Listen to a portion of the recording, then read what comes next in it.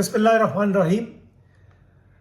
South Asia में तमाम देखने और सुनने वालों को अता शाहिद का सलाम कबूल हो। हम उम्मीद करते हैं आप जहां भी होंगे खुश व खुर्रम होंगे।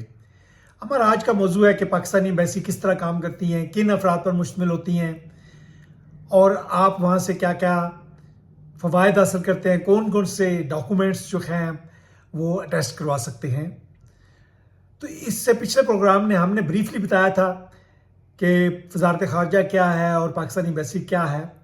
आज हम तफसीलन बताते हैं कि पाकिस्तान की तकरीबन 100 ममालिक में एम्बेसीज़ हैं। इनका मेन फंक्शन ये होता है कि उस मुल्क के साथ जहाँ पे एम्बेसी है राब्ते में रहें, वहाँ जो पॉलिटिकल हमारे रिलेशन है, ट्रेड रिलेशन है, कल्चरल रिलेशंस हैं, और अगर कोई और इशू हो जाता है तो उन पे एक हमारे पास एक लिंक हो ताकि वो आपस में एक दूसरे से बातचीत कर सकें। लेकिन इसके अलावा एम्बेसीज़ का एक और फंक्शन भी है जो बड़ा इंपॉर्टेंट हो गया है, क्योंकि हमारे तकरीबन 10 मिलियन के करीब पाकिस्तानी इस वक्त दियारे गैर में हैं, तो ये ज़रूरी है कि हम उनको भी लुक आफ्टर करें। तो सबसे पहले आप तमाम पाकिस्तानियों को ये पता होना चाहिए कि पाकिस्तान की जो एम्बेसीज़ हैं वो दो तरह की हैं। या एक छोटी एम्बेसी होगी जिसमें एक सफ़ीर होगा और ये सेकंड ऑफिसर होगा, और बाकी जो उसके साथ अमला होगा, स्टेनोग्राफर, अकाउंटेंट, साइफर असिस्टेंट, और इसके अलावा लोकल स्टाफ होगा, सेक्रेटरीज होंगी, ट्रांसलेटर्स होंगे। तो ये ज़रूरी जो अमला मैंने उसके बारे में आपको बताया, तो ये आपको भी सबको इल्म होना चाहिए। और जो अगर बड़ी एम्बेसीज है तो उसमें मुख्तलिफ महकमों के लोग जो हैं वो भी मौजूद होते हैं। लाइक डिफेंस अटैशी होते हैं जो डिफेंस के एरियाज़ को या जो उनके डिफेंस रिलेशंस हैं उनको देखते हैं। कमर्शियल काउंसलर होते हैं जो तफसीलन कमर्शियल इंटरेस्ट पाकिस्तान की देखते हैं। उनका काम होता है कि दोनों ममालिक के दौरान तजारत बढ़ाएं और अपने जो भी बिजनेसमैन यहाँ पाकिस्तान से जाएं या वहाँ पे जो बिजनेसमैन हैं उनको पाकिस्तान के जो बिजनेस अपॉर्चुनिटी हैं या इन्वेस्टमेंट अपॉर्चुनिटीज़ हैं उनके बारे में बताएं। इसके अलावा हमने बड़ी एम्बेसीज़ में कल्चरल अटैशी भी होते हैं, एजुकेशनल अटैशी भी होते हैं, और इंफॉर्मेशन काउंसलर या इंफॉर्मेशन मिनिस्टर भी होते हैं। तो ये जो इंफॉर्मेशन मिनिस्टर्स हैं वो अपना उनका एरिया आप समझते हैं कि तमाम जो वहाँ पे कोई आपने अपना एम्बेसीज़ को प्रोजेक्ट करना है या वहाँ से कोई जो भी वहाँ का मीडिया है उसको देखना है, तो ये आप मीडिया जो है वो आप जो प्रिंट मीडिया है, इलेक्ट्रॉनिक मीडिया है, सोशल मीडिया है, ये एक बड़ा वसी हो नेट हो गया, तो उसको इंफॉर्मेशन काउंसलर या इंफॉर्मेशन अटैची देखते हैं। इसके अलावा दूसरों इदारों के भी मसलन IB के लोग भी होते हैं, इंटेलिजेंस ब्यूरो या दूसरे एजेंसीज के लोग भी जो हैं एम्बेसीज़ के आप तमाम पाकिस्तानी जानते हैं कि वो होते हैं। और बाज़ जगहों पे काउंसलर वर्क भी जो है वो फॉरेन ऑफिस के लोगों के पास नहीं होता, बल्कि उनके पास जो दूसरे महकमे के लोग होते हैं उनको दिया होता है। बहरहाल इन तमाम वर्क जिसके पास भी हो, तमाम की रिस्पॉन्सिबिलिटी सफ़ीर साहब या एम्बेसडर पे होती है। तो आप एज ए पाकिस्तानी आपका राइट है कि आप पाकिस्तान वहाँ अगर आप अभी पाकिस्तानी पासपोर्ट पे हैं तो पाकिस्तानी पासपोर्ट के एक्सटेंशन या पाकिस्तानी पासपोर्ट नया बनाना है आपने, या आपने फॉर्म बे बनाना है, या आपने बच्चे की रजिस्ट्रेशन करानी है, या आपने नो ऑब्जेक्शन सर्टिफिकेट लेना है, या आपने वो आपके पास वो डॉक्यूमेंट्स जो वहाँ से इशू हुए हैं वो टेस्ट करवाने हैं, या वो डॉक्यूमेंट्स जो पाकिस्तान से इशू हुए हैं वो टेस्ट करवाने हैं। तो ये तमाम के तमाम फंक्शन जो हैं काउंसिल वर्क में शामिल होते हैं। आपने किसी को पावर ऑफ अटॉर्नी देना है तो ये तमाम एम्बेसी का काम है कि आपकी हेल्प करें। तो उसके लिए मैं आपको एक सिंपल असूल बता देता हूँ कि जहाँ जिस मुल्क में आप रह रहे हैं, मसलन इटली में रह रहे हैं, फ्रांस में रह रहे हैं या UK में रह रहे हैं, तो वहाँ के जो डॉक्यूमेंट है, वहाँ के जो वजारत ख़ारजा है उनमें एक कौंसलर ऑफिस होता है, वहाँ से अटेस्ट होने चाहिए। अगर वहाँ से अटेस्ट है तो फिर कोई वजह नहीं कि एम्बेसी उनको एक नॉमिनल फ़ीस होती है, उस नॉमिनल फ़ीस लेके आपके कागजात को अटेस्ट ना करें। इसके अलावा जो पाकिस्तान से आपके डॉक्यूमेंट्स होते हैं, नो ऑब्जेक्शन सर्टिफिकेट है, निकाहनामा है, डिवोर्स के पेपर हैं और एजुकेशन सर्टिफिकेट हैं, वो तमाम के तमाम फॉरेन ऑफिस से होने चाहिए। एजुकेशन सर्टिफिकेट के बारे में बताता चलूँ कि ये पहले हायर एजुकेशन कमीशन से आप अटेस्ट करवा के वेरीफाई करा के फिर फॉरेन ऑफिस ले जाए तो वो फिर आपके कर देंगे।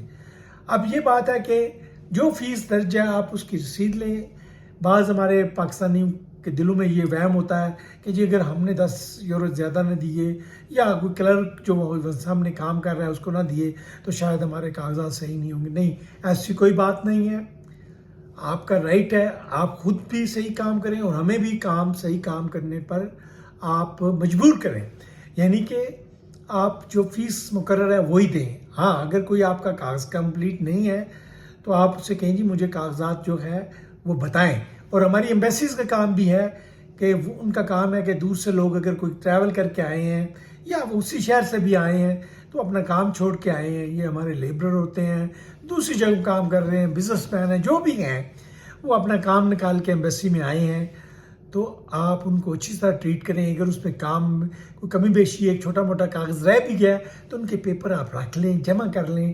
آپ ان کو فیس میں بے شک جمع کر لیں. ان کو کہیں جی آپ یہ کاغذ لائیں گے تو آپ کے پروسیس ہوگا.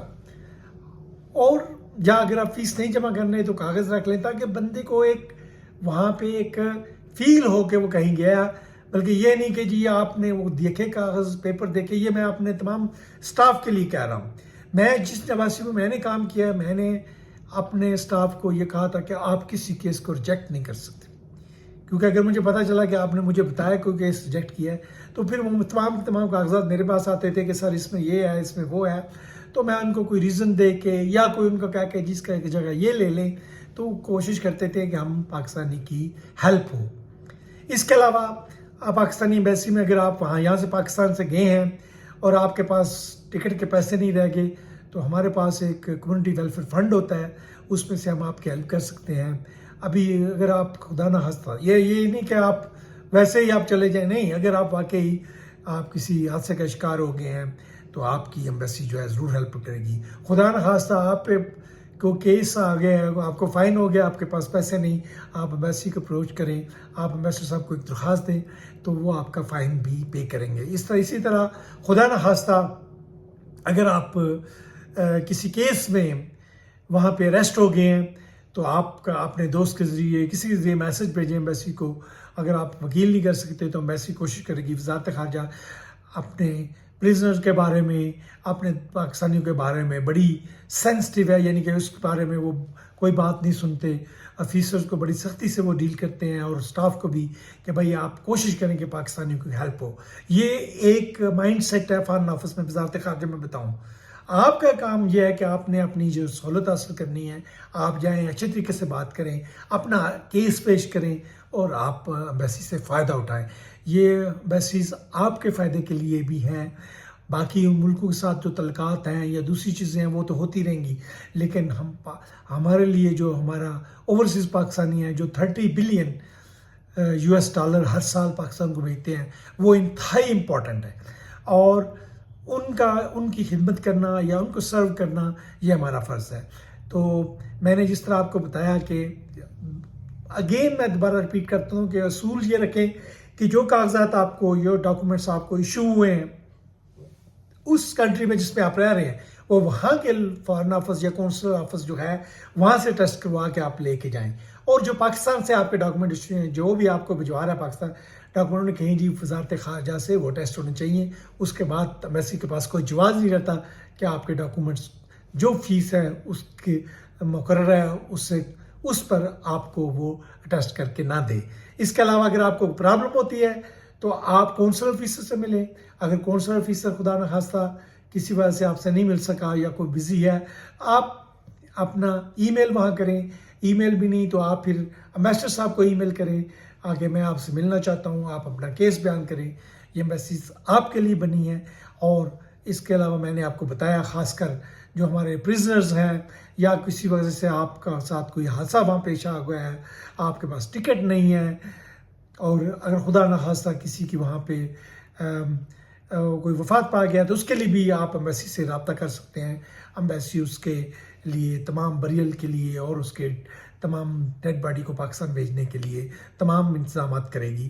تو یہ میں نے مختصراً آپ کو بتا دیا ہے.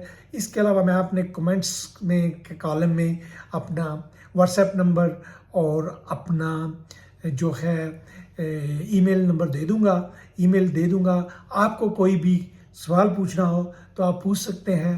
اور آپ نے کسی ایمبیسی میں کوئی کام آپ کا نہ رہا ہو تو آپ مجھے بتائیں، میں آپ کو گائیڈ کرنے کے لیے تیار ہوں، اور ہم امید کرتے ہیں کہ ہم سب مل کر اپنی بیسز کو بہتر بنائیں گے اور وہاں سے فائدہ حاصل کریں گے۔ خدا حافظ۔